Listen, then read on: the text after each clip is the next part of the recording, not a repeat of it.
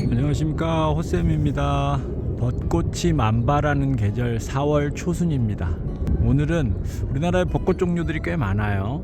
그래서 그 벚꽃 종류들을 한번 하나씩 쭉 살펴보고 어떻게 서로 구분해낼 수 있을지 한번 살펴보고요. 그리고 요즘 좀 시끄러워지고 있죠. 그리고 나중에 좀 더 시끄러워질 것 같은데, 왕벚나무와 일본 왕벚나무에 대한 논란들에 대해서 한번 얘기 나눠보도록 하겠습니다.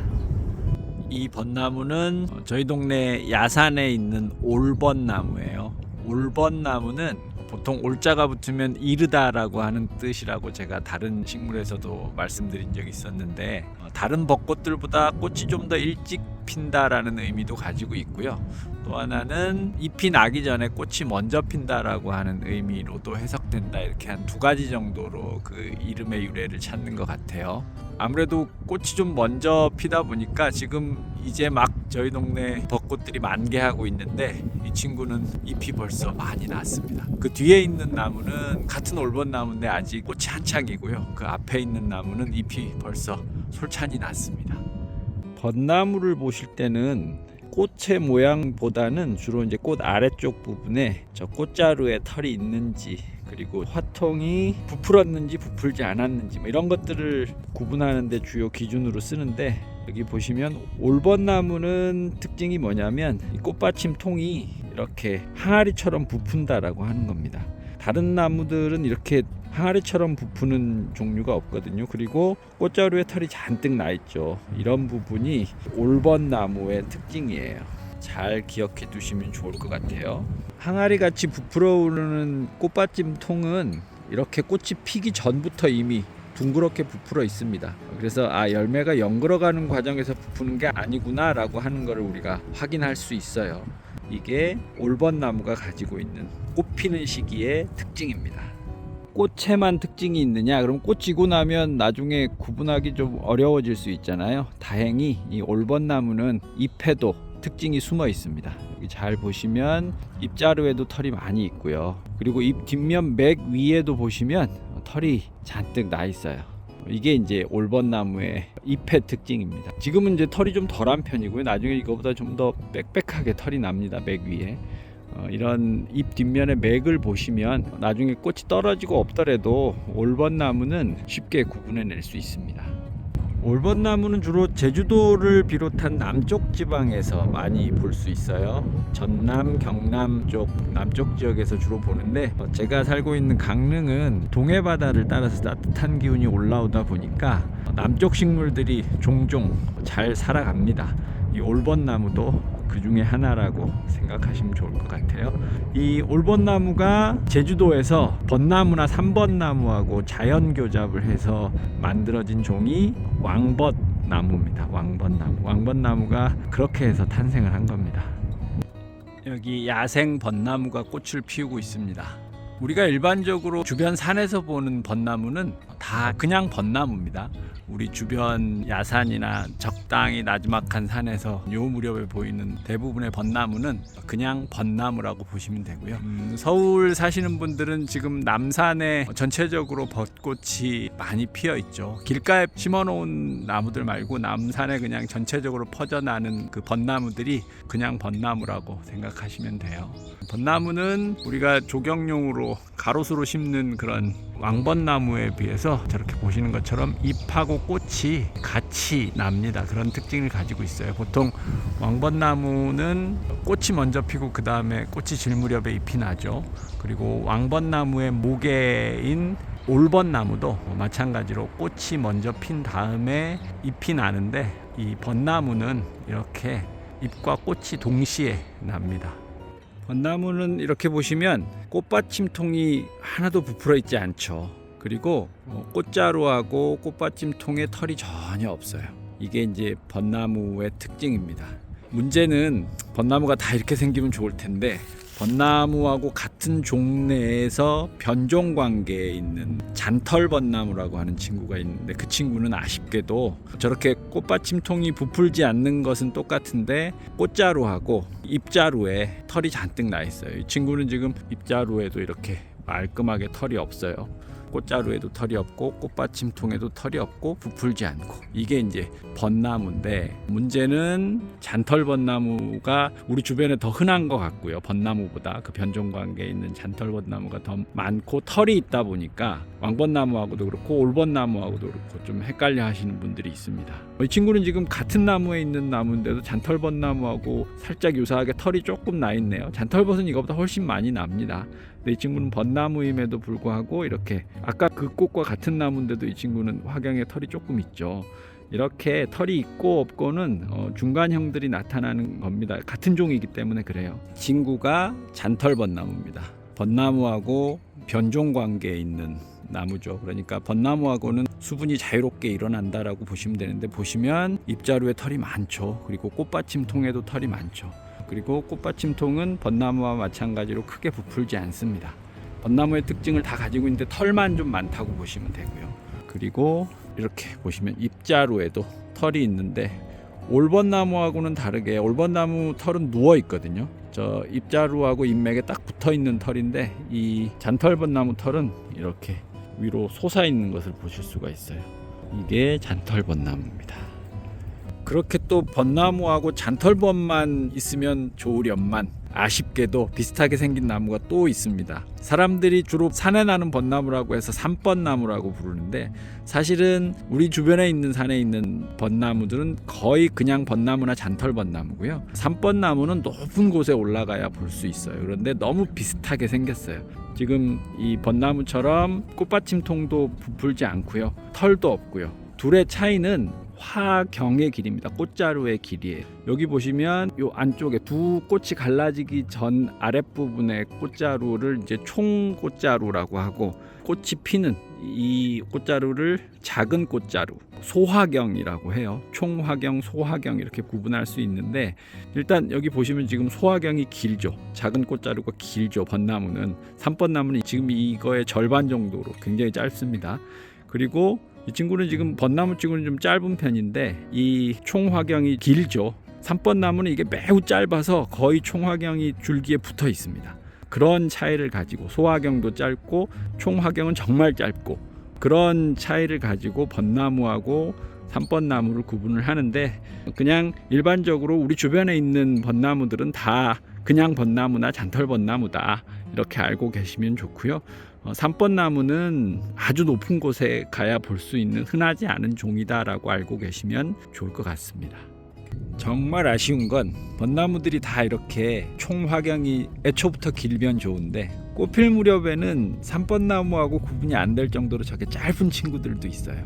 그런데 이제 열매 맺을 때쯤 되면 저 총화경이 좀 더 길어나기도 하거든요. 정말 산벚나무하고 이 벚나무를 다른 종으로 봐야 하는 건지는 저는 조금 의문은 듭니다. 제가 그래서 그 한국의 나무라고 하는 우리나라 나무 도감 중에 제일 괜찮은 도감이 있어요. 그 한국의 나무 저자인 김진석 박사님하고 좀 얘기를 해봤더니, 그 박사님도 좀 더 연구를 해봐야 될 것 같다. 사실 산벚나무하고 벚나무하고의 형태적인 구분이 그렇게 명확하지 않다라고 하는 말씀을 하시더라고요. 어쩌면 산벚나무가 바람이 센 높은 산에 살다 보니까 저 열매가 떨어지는 걸 방지하기 위해서 꽃자루가 짧은 그런 형태로 적응을 했을 수도 있거든요. 그런 부분들은 물리학자들께서 잘 연구해 주시리라 믿습니다. 벚나무 중에는 이렇게 앞에 보이는 나무처럼 잎이 무성하게 난 다음에 꽃이 피는 친구들도 있어요. 저 앞에 보이는 친구는 지금 귀룩나무입니다. 우리나라 산에서 가장 부지런하게 잎을 틔우는 친구죠. 아주 이른 봄에 낙엽 화렵수들 중에서 아무도 잎을 틔우지 않았는데 벌써 부지런히 잎을 틔웠다라고 하면 10중 8구 이 귀룩나무일 확률이 높습니다. 큰 나무 중에서는. 이 귀룩나무도 우리나라 토종 벚나무 종류인데, 이 친구는 이른 봄에 꽃을 피우는 게 아니라 이렇게 잎이 다 난 다음에 좀 더 있어야 꽃을 피우거든요. 그래서 사람들이 벚나무라고 인식을 잘 못하기도 해요. 이 친구가 벚나무 집안에 속한다라고 하는 건 잎자루에 있는 요 사마귀 돌기 같은 꿀샘을 보면 벚나무 종류구나 라고 하는 걸 알 수 있는데, 벚나무 종류들은 공통적으로 잎자루에 이 꿀샘을 만들거든요. 저게 이제 개미를 위한 선물입니다. 개미를 호위병으로 쓰려고 저 꿀샘을 만들어둬요. 이제 저기에 꿀을 개미가 먹을 만큼 분비를 해주면 개미들이 저 꿀을 먹으려고 이 나무를 지켜냅니다. 다른 곤충들로부터 이 나무를 지켜줘요. 그래서 이 벚나무 종류들한테는 이득이 되는 거죠. 개미한테 꿀을 주고 다른 해가 되는 곤충들을 막을 수 있는 그런 방법으로 서로 공생하면서 살아갑니다. 이 귀룩나무도 벚나무 종류여서 저렇게 잎자루에 꿀샘이 있어요. 아직 꽃은 피우지 않았지만 이렇게 꽃이 피려고 이제 꽃망울을 만들고 있습니다. 이 친구들은 꽃이 타래로 펴요. 마치 포도송이처럼 저렇게 총상화사로 핍니다. 총상꽃 차례로. 그러다 보니까 꽃이 예쁜데 잎이 이미 다 난 상태에서 꽃이 피기 때문에 사람들의 관심은 좀 덜 받는 편입니다. 이렇게 타래로 꽃이 피는 친구가 귀룩나무나 개벗지나무 이런 나무들이 이렇게 타래로 꽃을 피웁니다. 귀룩나무하고 개벗지나무의 차이는 저 꽃자루 아래쪽에 잎이 달리느냐 달리지 않느냐 이런 거 가지고 주로 구분을 하고요. 수피도 좀 많이 다르고요. 귀룩나무는 지금 보시면 꽃자루 아래쪽에 잎이 한두 장씩 다 달려 있죠. 저게 귀룩나무의 특징이고요. 개벗지나무는 거의 달리지 않습니다. 꽃자루에 간혹 잎이 달리는 경우도 있는데 잎이 없는 경우가 많아요. 그리고 개벗지나무는 수피가 반짝거리고요. 제가 예전 영상에서 개벗지나무하고 귀룩나무는 좀 자세히 다뤄놨으니까 여기 있는 링크로 가셔서 한번 다시 보시면 좋을 것 같습니다.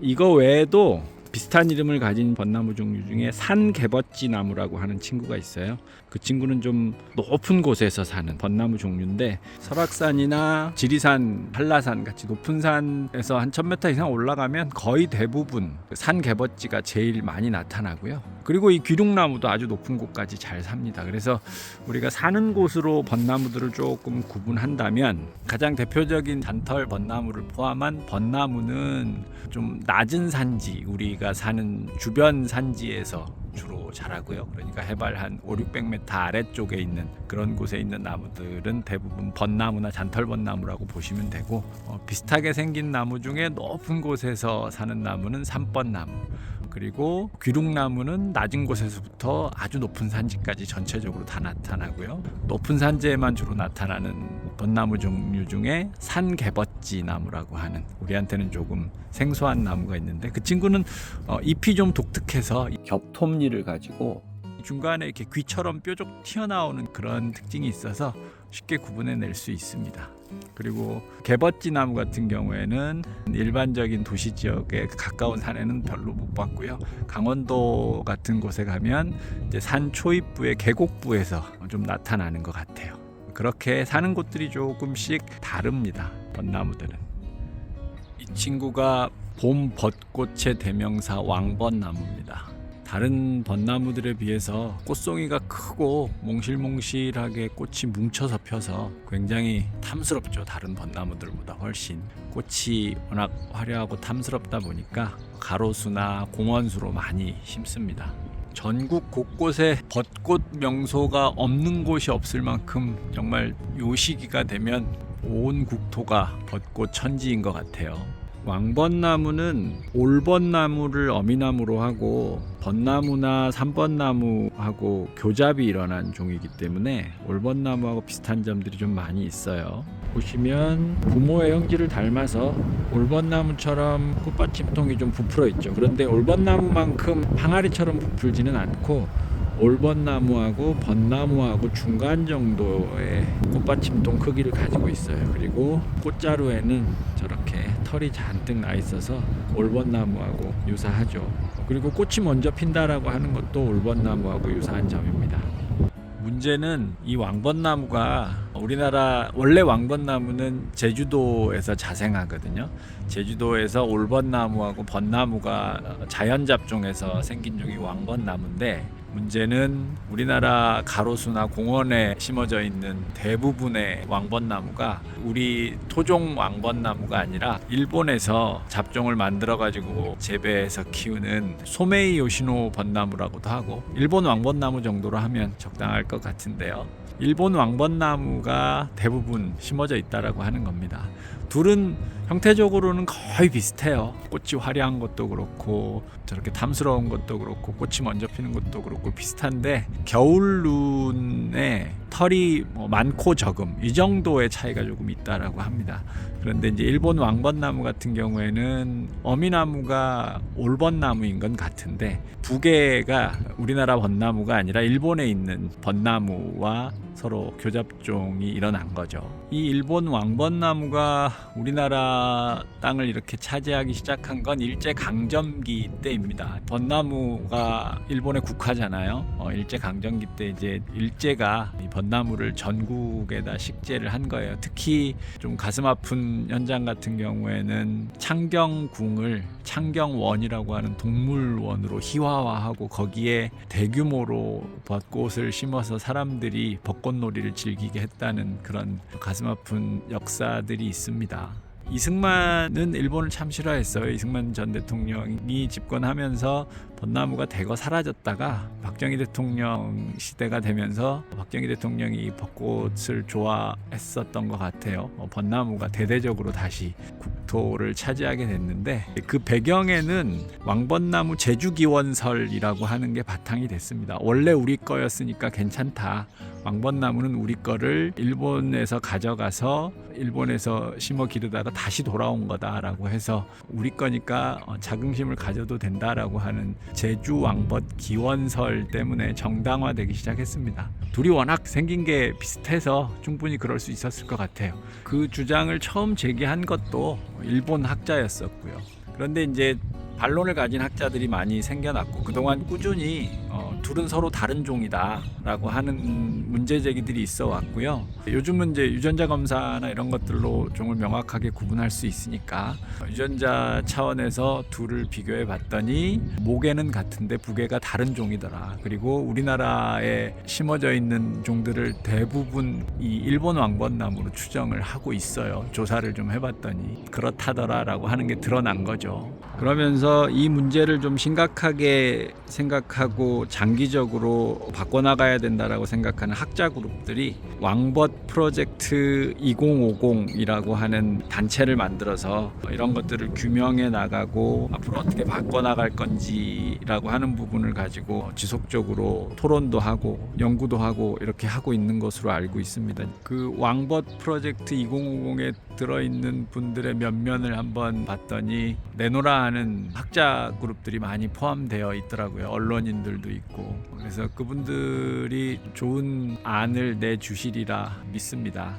참 씁쓸하죠. 씁쓸한 면도 있고 그리고 이 나무들한테는 사실 죄가 없다라는 생각도 있어서 마음이 복잡합니다. 그래서 요 무렵에 이제 온 국민이 벚꽃 축제에 들떠 있는 모습을 보면 어떻게 반응해야 될지 조금 착잡한 마음이 드는 것이 사실입니다. 특히나 아쉬움이 좀 강한 공간들이 있어요. 예를 들면 벚꽃 축제로 유명한 진해 군항제가 좀 그렇습니다. 진해 군항제라고 하면 많은 사람들이 벚꽃을 떠올려요. 그리고 제가 진해 군항제라고 인터넷에 한번 검색을 해봤더니 대부분 벚꽃 축제 일정과 관련된 내용들로 채워져 있더라고요. 그런데 원래 군항제는 1952년에 충무국 인순신을 기리기 위해서 제정한 추모제의 날이었거든요. 그런데 아무도 군항제가 충무공을 기리는 날이라고 하는 걸 잘 모른다라고 하는 거예요. 근데 더 가슴 아픈 건 충무공이 누굽니까? 임진왜란 때 외놈들과 치열하게 싸워서 우리나라를 지켜낸 분이잖아요. 그런 분을 기리는 추모제의 공간 대부분이 일본 국화로 채워져 있고 그 꽃에 다 들떠 있다라고 하는 게 좀 많이 씁쓸합니다. 그 외에도 국립현충원이나 한일 관계에서 좀 의미 있는 공간들이 있지 않습니까? 그런 공간들에 대해서는 차근차근 좀 우리 왕벚나무로 바꿔나가는 것이 좋지 않을까라는 생각을 개인적으로 해봅니다. 그 프로젝트 이름을 왕벗 프로젝트 2050이라고 한 것도 2050년까지 이런 것들을 조금씩 바꿔나가 보자라고 하는 취지라고 알고 있습니다. 또 하나 안타까운 건 이름입니다.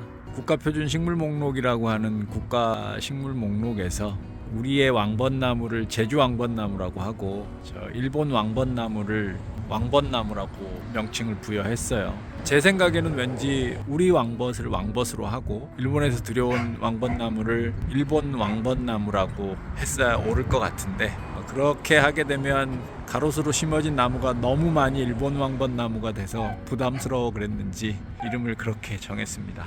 왕벚나무라고 하는 이름마저 우리가 일본 왕벚나무한테 뺏겨버렸습니다. 저는 그거하고 상관없이 우리 왕벚나무를 왕벚나무라고 부르고 일본에서 들여온 그 품종을 일본 왕벚나무라고 꿋꿋이 부르도록 하겠습니다. 더 궁금한 내용들이나 이런 게 있으면 기자 출신이시고 그 프로젝트에 참여하고 계신 분인데요. 유순열 작가가 쓴 벚꽃의 비밀이라고 하는 책이 있습니다. 한번 읽어보시면 좋을 것 같아요. 이 예쁜 꽃을 그렇게 가슴 아프게 쳐다보려고 하니까 마음이 착잡하시죠. 아는 게 병이고 모르는 게 약이다 라고 해서 그냥 모르고 지나가면 우리가 마음 편할 수는 있지만 알아야 될 걸 모르면 굉장히 우스운 상황이 벌어질 수도 있습니다. 그래서 이런 것들은 우리가 알고 국민들 현명하니까 머리 모아서 찬찬히 어떻게 할지, 저 나무를 미워하진 말고요, 어떻게 할지 우리가 한번 머리를 맞대고 생각해보는 그런 기회를 가지는 것도 괜찮을 거라고 저는 생각을 합니다.